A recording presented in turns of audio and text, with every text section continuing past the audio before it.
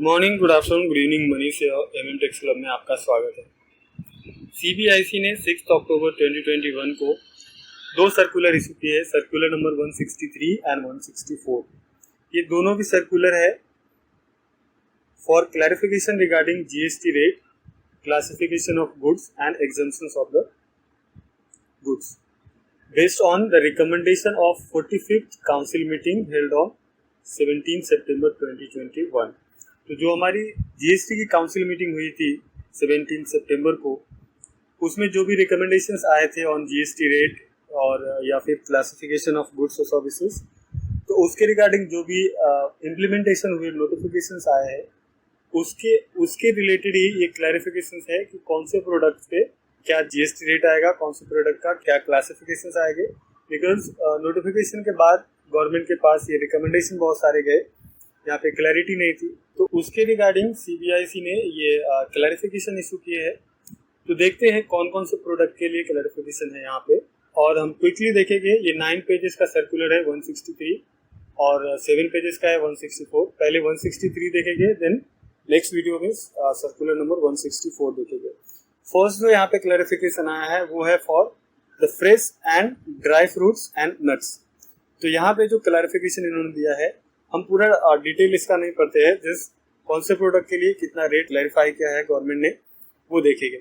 तो first, dried fruits and fresh and dry fruits and nuts, इसके लिए clarification आया है। तो बोला यहाँ पे कि जो ओरिजिनल फॉर्म में फ्रेश फ्रूट्स या नट्स रहेंगे वो एग्जाम्प्ट है under heading 0801, but other than fresh fruits, वो आइदर वे में फ्रोजन है, ड्राइड है, तो वो केसेस में उस पे जीएसटी रेट अट्रैक्ट होंगे, वो एग्जाम्पशंस के अंदर नहीं आएंगे।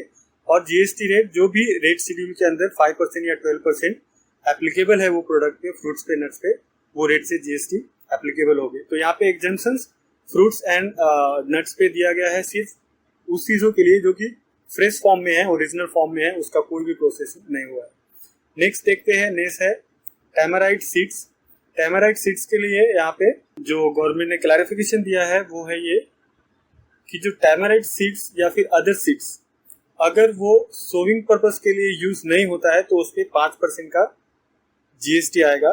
अगर वो सोविंग पर्पस के लिए कोई भी सीड्स यूज होता है, टैमराइट या फिर अदर सीड्स, तो वो केसेस में वो एग्जाम्प्ट होगा। अदर देन दैट 5% का जीएसटी आएगा on tamarind seeds and other seeds also. Then next है कोपरा।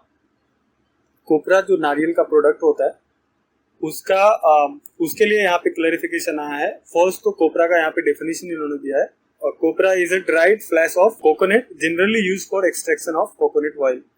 और इसके अंदर जो नॉर्मली है at present coconut, fresh coconut या फिर ड्राइड कोकोनट, वो हेडिंग नंबर 0801 के अंदर आते हैं वो एग्जाम्प्ट होते हैं, बट ये एग्जाम्पशंस कोपरा के ऊपर एप्लीकेबल नहीं होता है, हेंस, और ये कोपरा के ऊपर 5% का जीएसटी एप्लीकेबल होगा।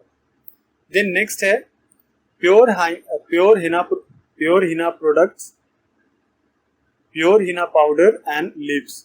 अभी प्योर हिना पाउडर के ऊपर जो जीएसटी है, pure Hina powder and Hina leaves दोनों भी अगर एडिक्टिव नहीं है, देन वो टैरिफ आइटम नंबर 14049090 के अंदर क्लासिफाई होते हैं, और दोनों भी केसेस में वो 5% का GST Hina powder and Hina leaves के ऊपर 5% का जीएसटी आता है।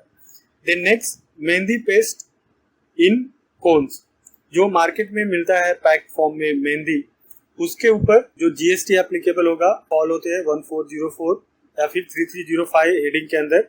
बोथ द केसेस जीएसटी 5% का एप्लीकेबल होता है। देन नेक्स्ट है सेंटेड स्वीट सुपारी एंड फ्लेवर्ड एंड कोटेड इलायची। जो जीएसटी रेट है वो 18% का एप्लीकेबल है, और जो फ्लेवर्ड एंड कोटेड इलायची है उसके ऊपर भी 18% का जीएसटी आता है।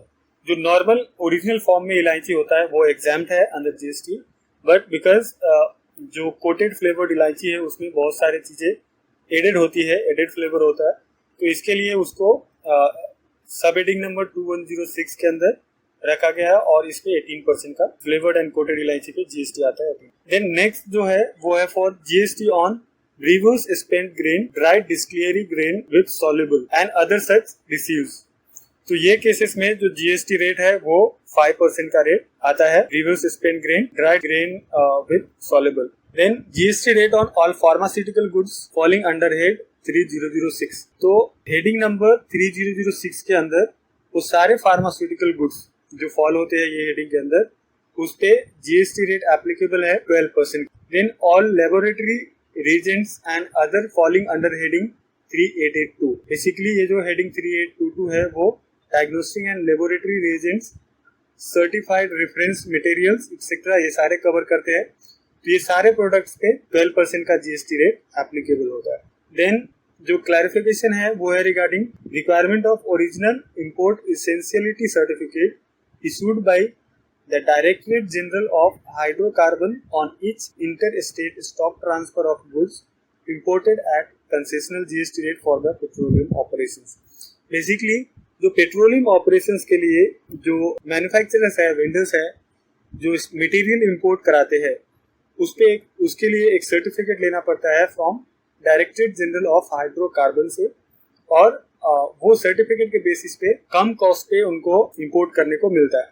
बट अभी सेम कंपनीज अगर वो प्रोडक्ट दूसरे कंट्री से इंपोर्ट करती है और विद इन इंडिया उनको दूसरे स्टेट में ट्रांसफर करता है, विद इन कंपनी अपने दूसरे ब्रांच में या फिर मैन्युफैक्चरिंग यूनिट में जहाँ पे वो स्टॉक भेजते हैं, स्टॉक ट्रांसफर करते हैं, तो वो केसेस में उनको डायरेक्टरेट जनरल ऑफ हाइड्रोकार्बन से वो स्टॉक ट्रांसफर के लिए सर्टिफिकेट लेना होता है। तो यहाँ पे क्लैरिफिकेशन रिक्वायर्ड यही था टैक्स पेयर से कि हमारे को स्टॉक ट्रांसफर के लिए भी सर्टिफिकेट लेना जरूरी है ये डिपार्टमेंट से एवरी टाइम जब हम ट्रांसफर करेंगे स्टॉक को।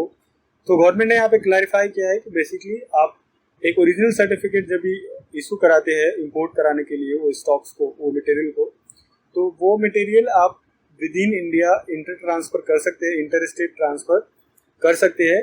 वो ओरिजिनल सर्टिफिकेट के बेसिस पे ही आपको दूसरा सर्टिफिकेट एवरी टाइम सर्टिफिकेट लेने की जरूरत नहीं है। लेकिन इसके ऊपर कंडीशंस है कि वो आप तभी तक ओरिजिनल सर्टिफिकेट के ऊपर स्टॉक ट्रांसफर कर सकते हैं अगर वो जो मटेरियल है उसमें कोई चेंजेस नहीं हुए, वो सेम है, जो कि इंपोर्ट हुआ है वो सेम ही है। इन दैट केस आप वो ओरिजिनल सर्टिफिकेट पे आप स्टॉक ट्रांसफर कर सकते हैं, आपको वापस से सर्टिफिकेट इशू कराने की जरूरत नहीं है।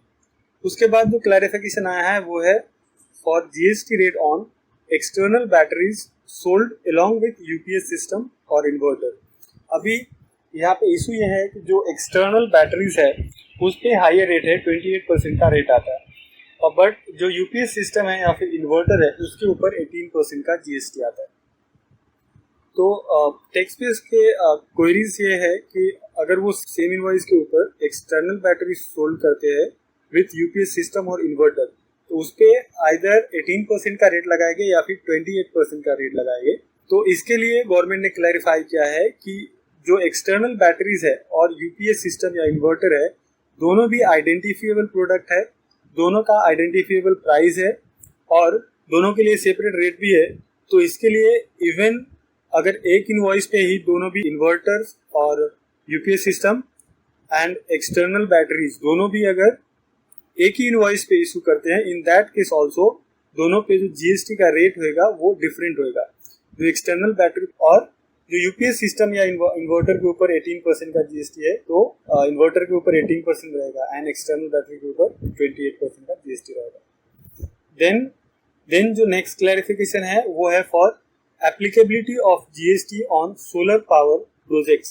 बेसिकली यहाँ पे जो क्लैरिफिकेशन दिया गया है वो ये है कि गवर्नमेंट ने wide notification number 24/2018 central tax dated 31 दिसंबर 2018 को गवर्नमेंट ने एक नोटिफिकेशन इशू किया था, नोटिफिकेशन नंबर 24, जिसके अंदर ये जो भी स्पेसिफाइड रिन्यूएबल एनर्जी प्रोजेक्ट्स हैं उस पे जो क्लासिफिकेशन है गुड्स एंड सर्विसेज का, उसका एक रेशियो अलॉट किया था 70:30।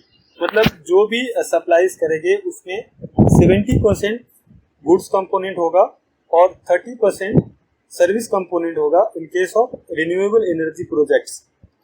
और ये जो नोटिफिकेशन था 31 दिसंबर 2018 का, तो ये इफेक्टिव हुआ था, ये जो भी 70:30 का रेशियो है गुड्स एंड सर्विसेज के लिए, वो एप्लीकेबल था फ्रॉम 1 जनवरी 2019। तो 1 जनवरी 2019 से एप्लीकेबल था। उसके बाद ये 70:30 का रेशियो इफेक्टिव हो गया। बट जो टैक्स उनके कंसर्न ये थे कि बिफोर 31 जनवरी 2029 क्या रेशियो इफेक्टिव हो गया। बट जो टैक्स उनके कंसर्न ये थे कि बिफोर 31 जनवरी 2029 क्या सेम रेशियो अप्लाई कर सकते हैं for renewable energy projects for classification of goods and services. तो गवर्नमेंट ने यहाँ पे क्लैरिफाई किया है उसके लिए कि बिफोर 1 जनवरी 20 जो टैक्स पेयर्स है for renewable energy and projects वो सर्विस एंड गुड्स का क्लासिफिकेशन 70:30 के रेशियो में कर सकते हैं फ्रॉम 1 जुलाई 2017 टू 31 दिसंबर 2018। बट अगर किसी टैक्स पेयर्स ने अगर अदर रेशियो फॉलो किया है फॉर दैट पीरियड बिफोर 1 जनवरी 20 और बेस्ड ऑन दैट रेशियो अगर टैक्स पेयर्स ने ज़्यादा टैक्स पे किए हैं, एक्स्ट्रा टैक्स पे किए हैं, तो वो केसेस में गवर्नमेंट को कोई टैक्स पेयर को कोई भी रिफंड नहीं मिलेंगे। बट जिनका एक्स्ट्रा पेमेंट नहीं हुआ है वो 70:30 का रेशियो फॉलो कर सकते हैं for the period before 1 January 2019। Then जो नेक्स्ट क्लैरिफिकेशन आया है वो है for GST rate on fibre drum whether corrugated और नॉट कैरोगेटेड। नाउ यहाँ पे इशू ये है कि जो कैरोगेटेड बॉक्सेस होते हैं उसके ऊपर 12% का जीएसटी आता है और नॉन कैरोगेटेड बॉक्सेस होते हैं उसके ऊपर 18% का जीएसटी आता है। और ये फाइबर ड्रम जो बनाते हैं वो उसमें पार्शियली कैरोगेटेड बॉक्सेस होते हैं और पार्शियली नॉन कैरोगेटेड होते हैं।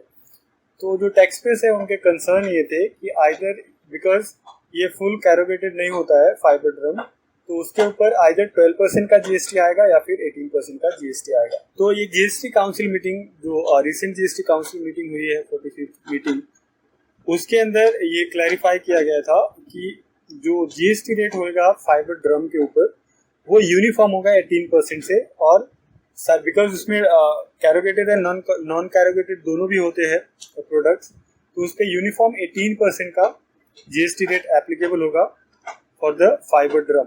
और ये इफेक्टिव था, ये जो भी रिकमेंडेशन आए थे मीटिंग के 45th मीटिंग काउंसिल मीटिंग के, वो इफेक्टिव था फ्रॉम 1 अक्टूबर 2021। नाउ इसके साथ गवर्नमेंट ने एक रिलैक्सेशन भी दिया टैक्स पेयर्स को, बिकॉज ये क्लैरिफिकेशन अभी आया था और एम्बिग्यूटी ये पहले से थे, बिकॉज वो फाइबर ड्रम के अंदर दोनों भी कैरोगेटेड एंड नॉन कैरोगेटेड प्रोडक्ट्स यूज होते थे।